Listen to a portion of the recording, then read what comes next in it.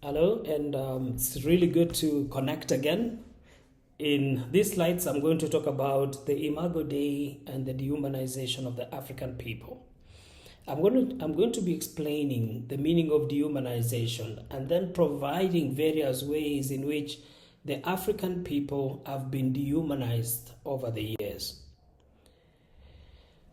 In Disposable Futures, the seduction of violence in the age of spectacle, these two professors who I believe teaches at McMaster University talks about dehumanization as the tendency to view the vast majority of society as dead weight, disposable just like anything that gets hauled off and dumped in a landfill.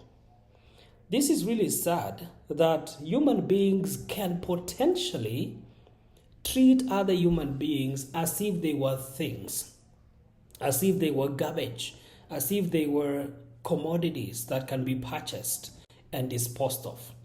Dehumanization is the process, therefore, of robbing people of their dignity and humanity and identity. In Africa, we have been really dehumanized. From the era of slave trade, when Africans were captured and sold as property, to the colonial period, when they were reduced to subjects of an imperial economy, into the post-independence regimes, like the regimes we have at the moment, because most of the African nations gained independence in the 1950s and 1960s. So they've been independent for at least 50 years or 60 years. And yet Africans still feel that they are dehumanized, that they are treated not as people that are worthy of respect and honor and investments by their leaders, but as people that are used, abused, and thrown away as if they are nothing. That, unfortunately, is what is going on, or that is the feeling of the many African people. Now, Professor Emmanuel Katongole, and this is a fantastic book that I really recommend. I think I've talked about this many times in my videos. Professor Emmanuel Katongole is a Ugandan theologian. He teaches at the University of Notre Dame in Indiana. And before moving to Notre Dame, he was at Duke Divinity School in the US. And he says this, he says, even as I began to see the connections between African politics and the sacrificing of African lives, as well as the expectation and even anticipation of Africa's disposability, I was also beginning to see theologically that a new claim regarding African lives is being announced and enacted, namely that these are not unique, precious, sacred lives. These are Africans, mere bodies to be used, mere masses to be exploited. That this theological claim has come to be widely assumed is obvious from the casualness with which the wastage of African lives is accepted. Now, it is really unfortunate that has always been the perception of many. And I'm not talking here about just the colonial empire. I'm not talking about the colonizers. I'm not talking about the white settlers who settled in African highlands. I'm talking about even the treatment of African people by their leaders, by their political elites, by those who run businesses, the conglomerates, and those who run industries in Africa. Many times they view the African people not as precious sacred lives, but as mere bodies to be used, mere masters to be exploited. It is quite unfortunate, and that, I think, has been how Africans have generally been treated, not just here on the continent, but even elsewhere as well. First of all, to dehumanize, you need to brutalize. You need to lower the status of the object of your dehumanization. Brutalization is robbing people of their personhood by treating them as if they were animals or as if they were things to be used, abused, and discarded. That's my definition in a book that I am currently writing on theological anthropology for the African context. Brutalization is robbing people of their personhood by treating them as if they were animals or as if they were things to be used and abused and discarded. And of course, this is not an African reality alone. This is not unique to the continent of Africa. This is a problem of many communities. Look at this article that was just published, I think maybe 2 weeks ago, by Dan Peterson. He says, and he talks about brutalization, he says history is full of atrocities. These evils are often accompanied by language comparing victims to animals. For instance, white Southerners compared lynching black men to killing chickens, snakes, and fleas. Nazis called Jews vermin during the Holocaust.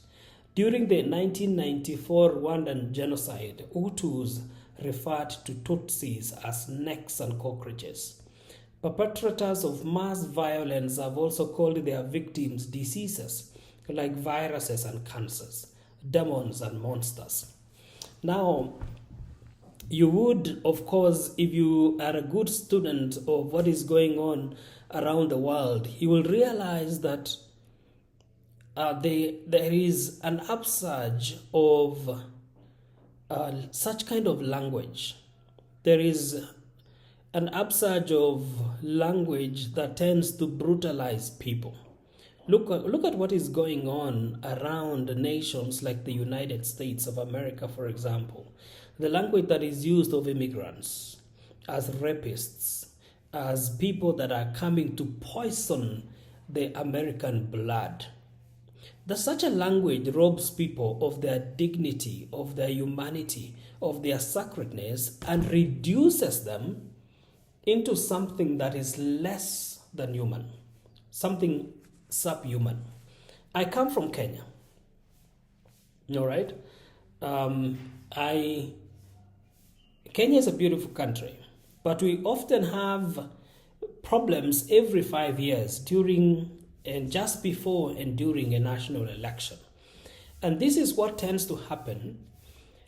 Tribes or communities, people groups tend to stereotype other communities by having language that dehumanizes those other communities. For example, the Luo people are painted as uncircumcised people. And that actually, for an outsider, they might not realize the weight of that language.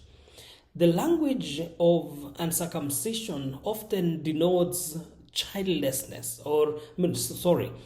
to be childlike, to be a child. And if you are perceived as a child, then you cannot lead adults. There is a language of thieves. The such and such a community are thieves. The language of calling such and such a community people who are not trusted. So you brutalize them. You call them names that demean them, that rob them of their humanity, so that you can justify how you treat them. That's unfortunately how people have been treated. Consequences of dehumanization. Human dignity doesn't matter in a world which feeds on the ideology of disposability of human beings. People use, abuse, and then discard other people. The police get away with extrajudicial killings of citizens. Trivial everyday behaviors are criminalized to legitimize abuse of citizens by the few elites running the show. Ordinary citizens are pawns in a predatory cartel's chase game. Systemic structures that fuel inequality and poverty are ignored as the poor are blamed for their plight. This is actually, I've just pulled that from a chapter I'm working on. And the chapter of this specific book actually is Sacredness instead of Dehumanization. So people are dehumanized, they are viewed as tools for voting. They are seen as opportunities or resources that can help someone acquire power. So they are dehumanized. They are not seen anymore as human beings. In contrast, we need to humanize. We need to preserve the sacredness of people.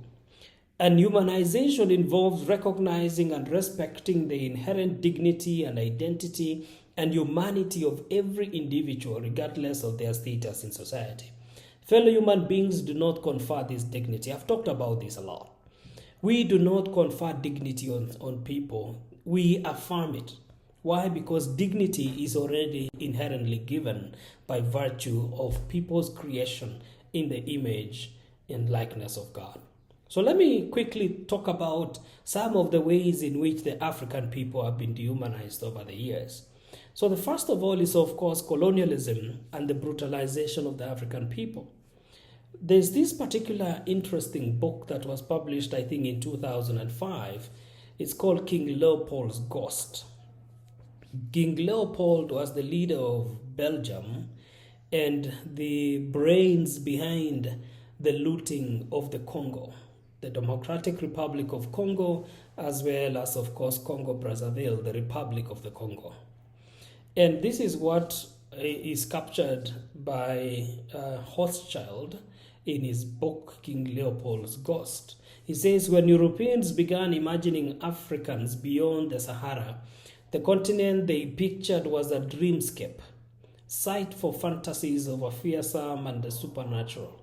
Ranulph, a Benedictine monk who mapped the world about 1350, claimed that Africa contained one-eyed people who used their feet to cover their heads. A geographer in the next century announced that the continent held people with one leg, three faces, and the heads of lions. In 1459, an Italian monk declared Africa the home of the roc, a bird so large that could carry an elephant through the air. Of course, this is fiction. But unfortunately, this formed the perceptions of who an African was, said that by the time the colonizers were moving into Africa about 200 years ago, they were coming to conquer these people. They were coming to conquer these people that had already been brutalized, that they had already been painted with a certain picture. So the colonial regime lacked compassion on the people. They had already perceived Africans to be subhuman and needed no convincing to subjugate them. Even the perception among some missionaries, unfortunately, was that Africans were a child race, savages needing to be schooled, civilized, and converted. Consequently, the colonial empire got the religious, theological, and ideological grounding for their mistreatment of Africans. I believe that you might have read a little bit about how Africans were treated, let's say, for example, in Zimbabwe and South Africa, by the apartheid regime that wanted to subjugate and dominate and exclude the African people. What they were doing was not merely economical. It was not just about acquisition of power, acquisition of resources. It was a regime of abuse that fed on that received grounding, religious and theological grounding. So they had a justification. There is a fantastic book, I think you can't see it, but this is the book called The Western China in Africa. The Western China in Africa, well actually, I think I have it in one of the slides. The Western China in Africa, Civilization Without Justice by Alema McConnell. That's it. The Western China in Africa, Civilization Without Justice. And I apologize, I think I should have brought water here. Africans' hands and legs have been tied by the strong cord of isolation, and the world is expecting them to walk. The roots of their existence have been cut off, and we want them to live a decent life. In hopeless cultural, economic, social, and political situations, Black people are expected to be hopeful. Despite mistreatment, they are expected to be civil. Years of oppression and injustice have made Africans less verbal and vocal. In silence, they suffer. This is a book this gentleman teaches at Asbury Theological Seminary, and he's Ethiopian, originally from Ethiopia, but he's also an American citizen. And he looks at some of the ways in which China and the West have invaded Africa, even to date. And of course, he traces back some of those colonial legacies and how African people have continued to be treated historically and continue to be treated even today. Now, connected to that is, of course, the challenge of commodification of people. Commodification is the process or practice of treating something inappropriately as if it can be acquired or marketed like other commodities.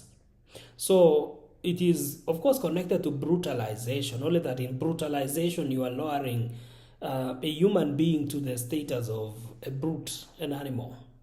Here, you are lowering a human being to the level of a commodity. And if it is a commodity, then you can buy, you can sell, you can acquire, you can use it the way you want. So that's commodification of people, is when we are treated as commodities to be acquired or marketed for profit. Slavery was the pinnacle of commodification of the African people.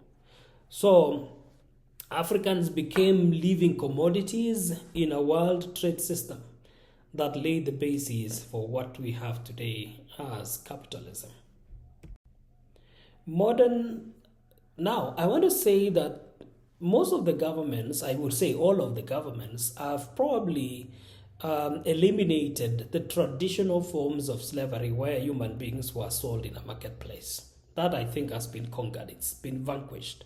But I think we have a more subtle form of slavery that is called modern forms of slavery. Modern day slavery and human trafficking, which is, of course, not an African problem. It is not unique to Africa. It is everywhere. It's a huge problem around the world. Modern forms of slavery takes many forms: forced labor, forced marriage, debt bondage, sexual exploitation, human trafficking, slavery-like practices, forced or servile marriages, and the sale and exploitation of children. Often those who find themselves in modern slavery can't walk away because of threats, because of violence, because of coercion, deception, and abuses of power.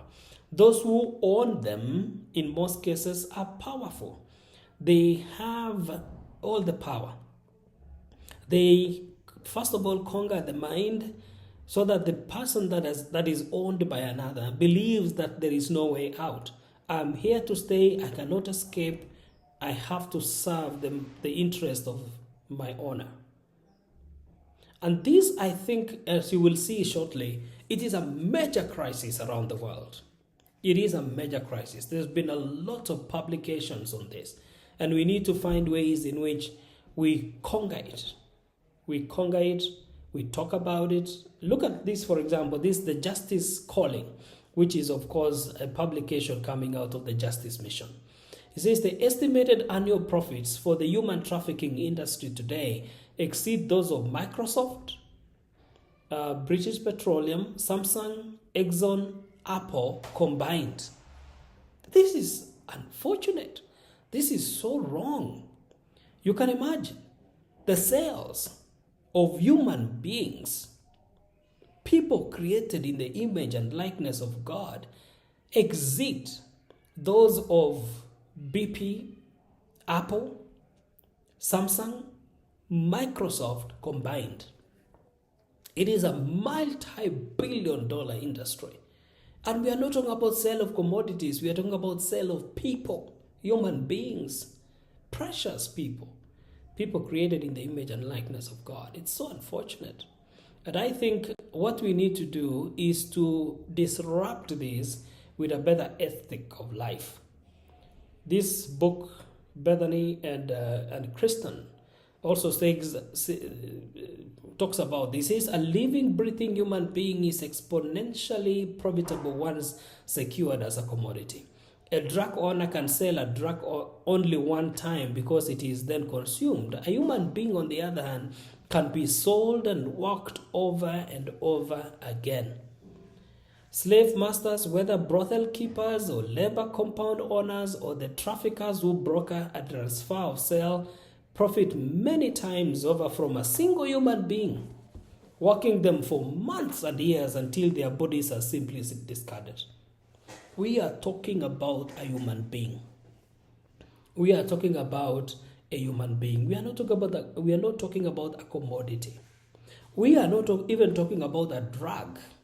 We are talking about a real human being who can be acquired, sold, and then used and used and used and used so many times until they are worn out and then they are discarded.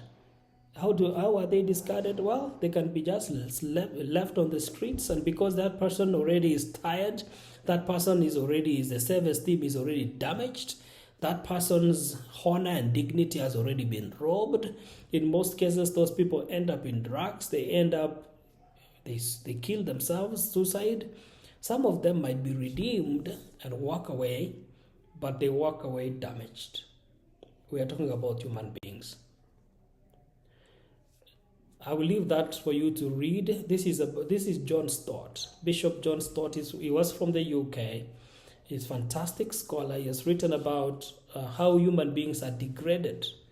One human being is forcibly owned by another and is thus robbed of his or her human freedom. Enslaved people have three defining characteristics. Their person is another's property, so that they may be bought and sold. Their will is subject to another's authority, and their labor is obtained by another's coercion.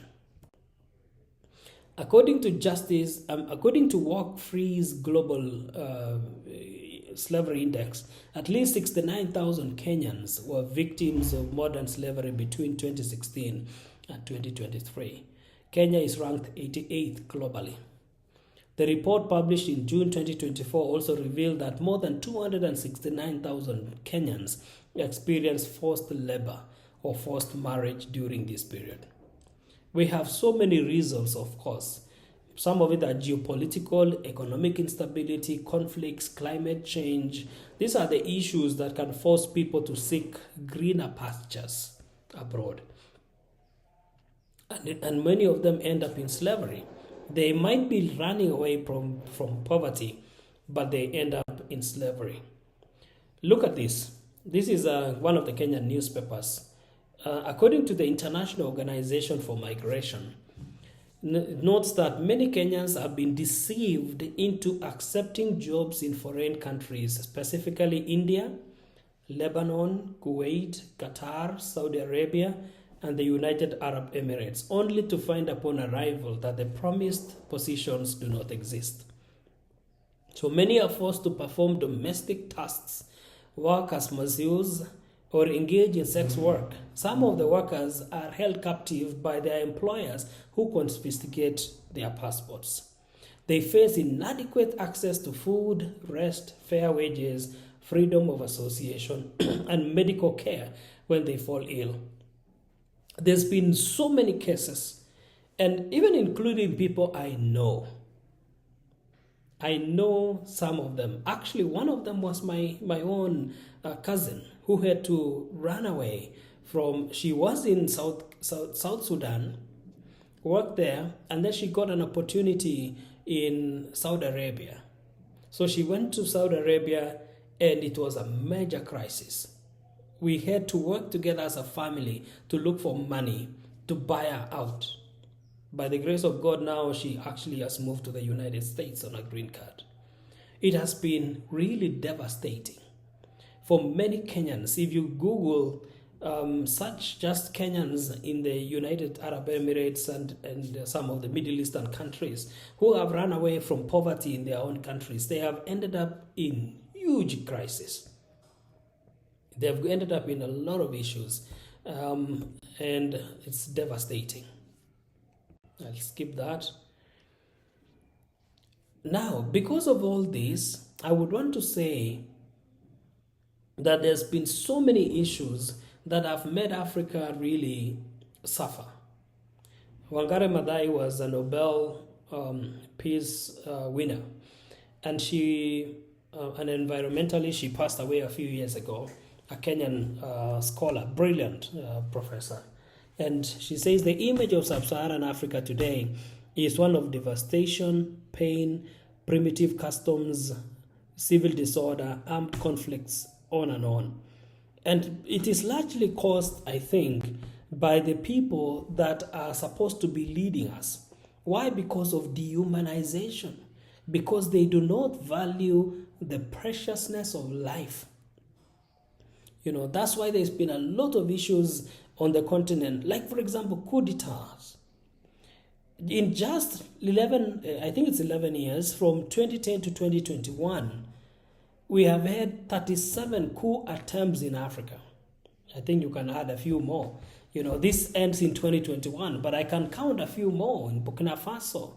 You can add in Gabon, in Madagascar. Just last week, as we speak right now, there's a coup attempt going on in Madagascar. So there's been a lot of issues, but I would contend that part of the issues of the African problem is the issue of the theological anthropology.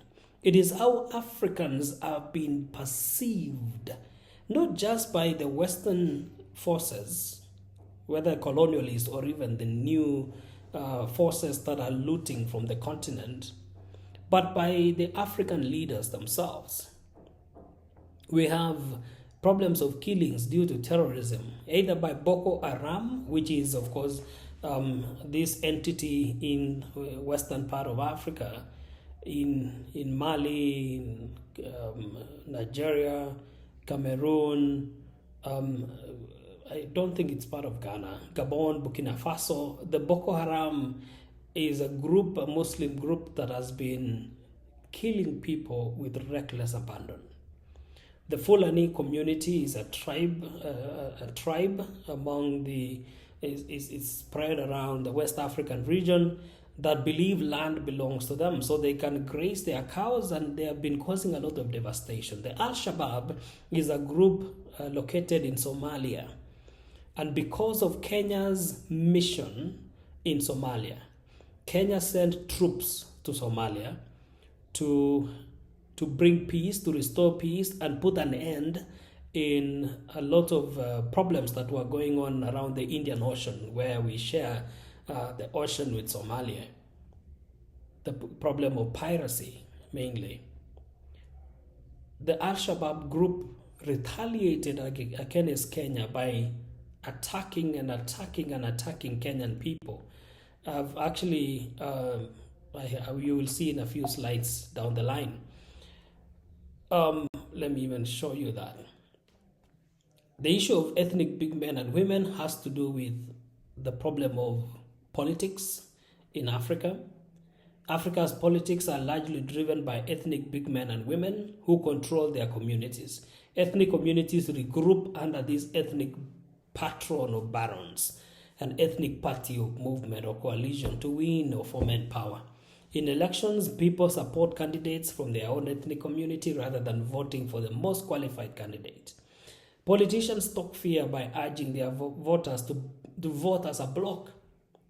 Political persecutions follow those who are courageous enough to oppose ethnicization of politics. African countries will remain backward as long as tribalism wins. So this has been studied a lot. This was actually my dissertation. I was examining the doctrine of the Imago Dei, or the doctrine of the image of God, as a theological basis for ethno-political cohesion. And I realized that the problem of ethnic big men and women is a problem of dehumanization. It is a problem of abuse, the problem of use, the problem of discarding people, or using people for political ends or political means. We have the problem of greed as well, where people have this insatiable desire to acquire wealth and power and prestige and public acclaim. It is the assumption that the more things you have, the more you are going to be satisfied. But we know that is not true. There is always a vacuum inside people. The more things you have, the emptier you feel. Greed and tribalism are close siblings. Voters assume that by electing candidates from their own ethnic communities, The candidates will return their favor by supposedly facilitating the economic progress of the community. And this, of course, we know is not true. There is always that perception that I need to elect my own tribesman or woman so that they can give back to my own community and then I'm going to benefit. It is a problem of what is normally called sharing the national cake. So we see leadership in terms of cake to be eaten. We see leadership in terms of acquisition of power and slicing or benefiting from this national cake. So because of greed, Africa's poor are deprived of important social services. Women cannot access important maternity services. Children are at risk of dying because of hospitals that have no health care. And then you have all these fake fertilizers, you have fake edible oils, you have fake everything. And we have now a huge problem of cancer. Why? Because we are compromising on our standards. So it is a theological anthropology issue, as I have mentioned. We do not esteem the sanctity of life. Jean Makela is a Cameroonian scholar. He's written a fantastic book called My Faith as an African, and he talks about multinational corporations and banks that have invaded a diversity of situations and political systems in Africa and looted from the continent. This, of course, is a huge problem. It is not a problem of when Jean Makela wrote this book in 1988. It has been ongoing 40 years down the line. This is another book, as I mentioned earlier on. The West and China in Africa.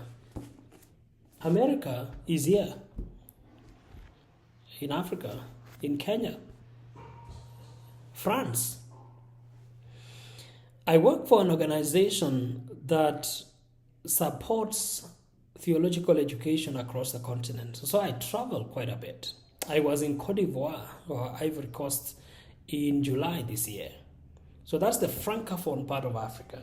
And we have about 25 Francophone countries, four Portuguese-speaking countries, one Spanish-speaking country, and then you have 20 plus English-speaking countries. All those are colonial demarcations. You have all these countries that are formed around Western linguistic identifications. But the problem is, some of those Western countries still want to dominate the economies. So you have even some of the Francophone countries that still do not have central banks. They don't have a bank of their own. Their bank is located in France, in Paris. So this, I think, is how the African people have been treated. And it's, as I have mentioned, a theological anthropology issue. And we need a better view, a better perception of what it means to be human in Africa. I'm about to conclude. Let me quickly mention, as I intimated about it earlier, the issue of terrorism, radicalization, violent extremism, and terrorism. Radicalization is a gradual process through which individuals or groups adopt extreme ideologies that justify violence, often rejecting dialogue and democratic values. When this process culminates in support for or engagement in violence, it is termed as radicalization into violent extremism. Radicalization is gradual. It is about educating, it is about indoctrination, it is about selling a particular agenda slowly, so that at the end of maybe 1 year, 2 years, 5 years, somebody has been radicalized. Somebody has started behaving, acting, and committing acts or committing atrocities based on the value system or the religious system, or based on how they have been educated and indoctrinated, so that they can begin treating other human beings a certain way because of how they've been indoctrinated. Terrorism, of course, refers to the actual use of violence or coercion by individuals or groups to instill fear, destabilize societies, and advance political, ethnic, or religious agendas. Not all forms of terrorism are religious. We have other forms of terrorisms that are connected to politics, political agendas, ethnic agendas, or religious agendas. In Kenya, where I come from, we have had our own spate of terrorist violence since 1998. I captured these in a book that I co-edited with Professor Gordon Heath from McMaster Divinity College. In Kenya has experienced terrorism and violent extremism with alarming frequency. And these have really been caused by Al-Shabaab, which is a group coming from Somalia, mainly as a retaliation against Kenya's military presence in Somalia. But not all attacks have been cross-border in nature. Some have been carried out by individuals who are either Kenyan citizens or foreign nationals. Whether orchestrated by Al-Shabaab or other radicalized actors, these attacks have targeted civilians, security personnel, and critical infrastructure, leaving a lasting impact on the nation. That is the book that I mentioned, Christian Responses to Terrorism, the Kenyan Experience. We co-edited this book with Gordon Heath of McMaster Divinity College. Thousands and thousands of Kenyans have lost their lives. I tracked about 88 terrorist attacks that have been committed up to 2016. We have had more. We have had more attacks since then. But Kenya is not, of course, the only country facing that. As I mentioned, Nigeria is seriously undergoing issues of terrorist violence, particularly by Boko Haram and Fulani herdsmen.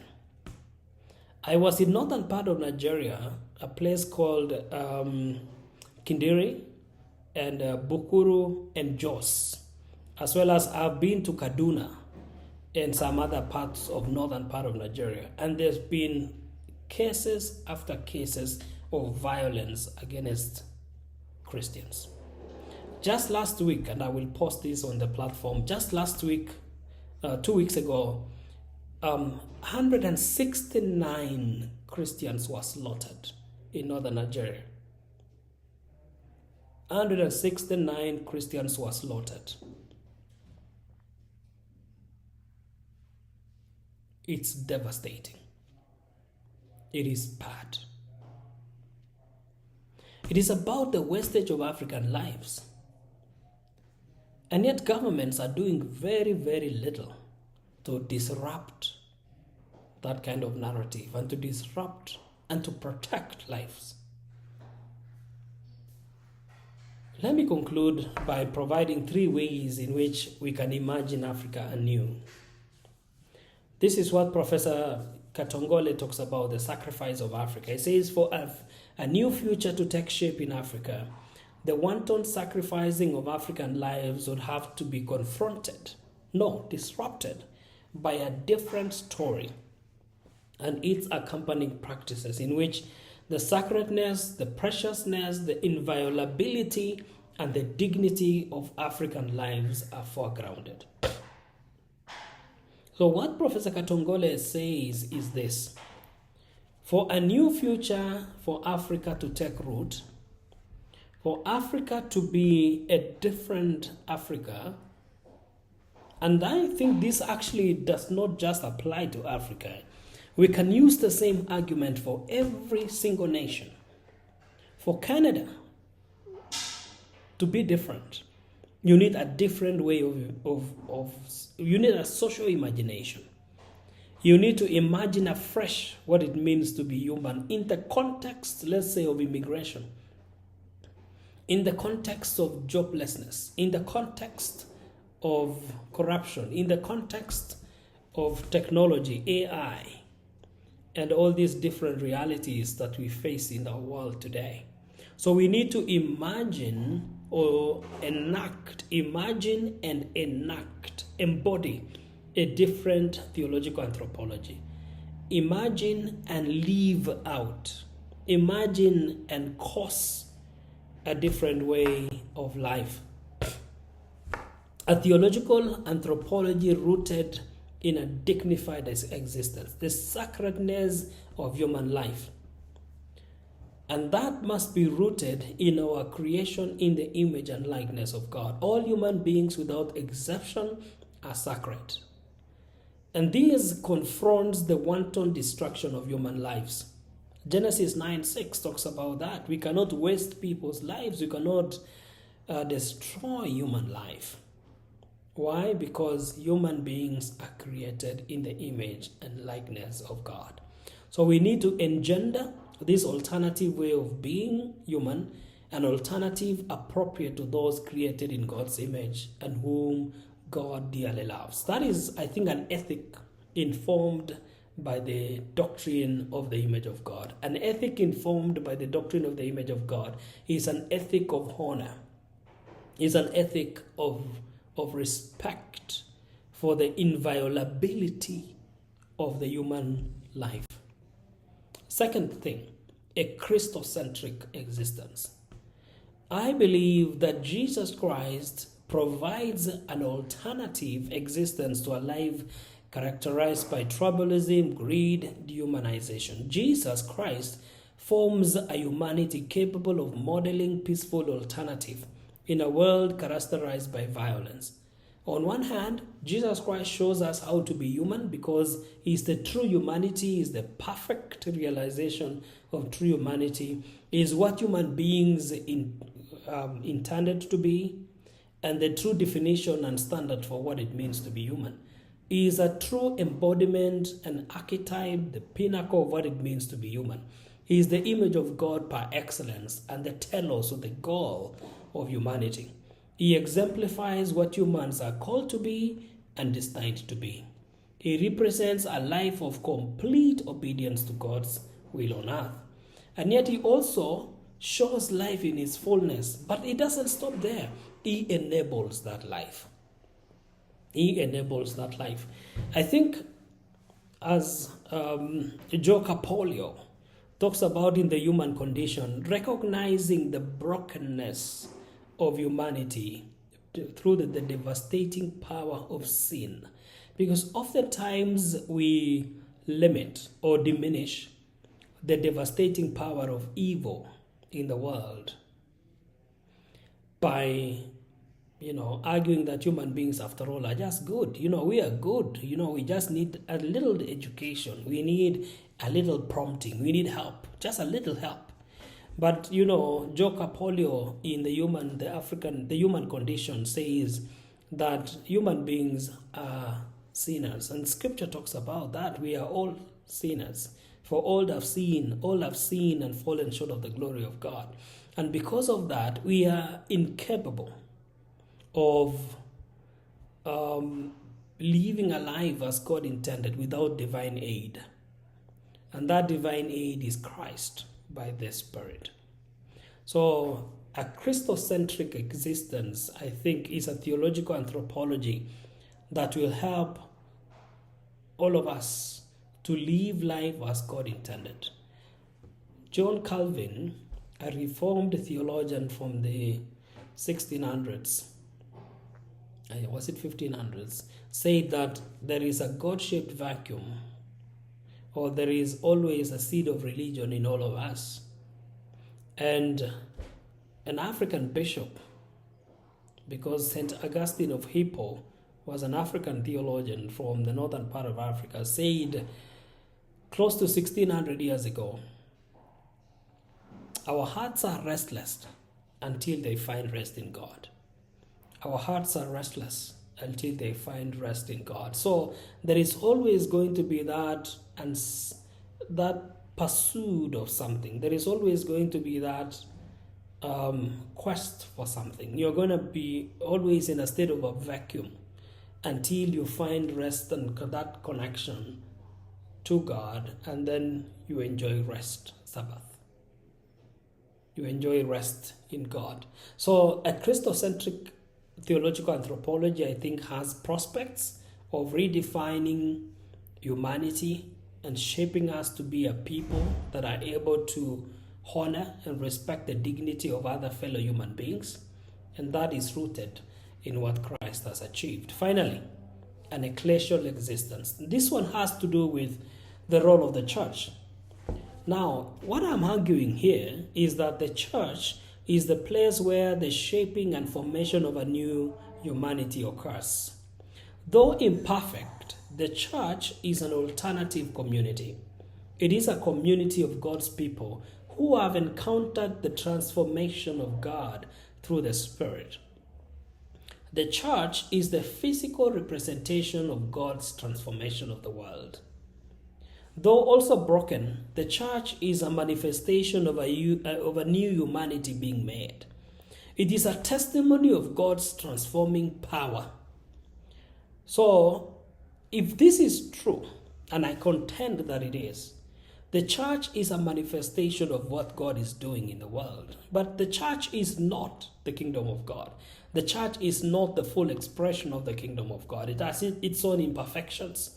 It has its own issues, but it is an evidence of what God is already doing in the world. If this is what is going on, and I contend it is, then I want to say that the church needs to live out that message of transformation in real, tangible ways.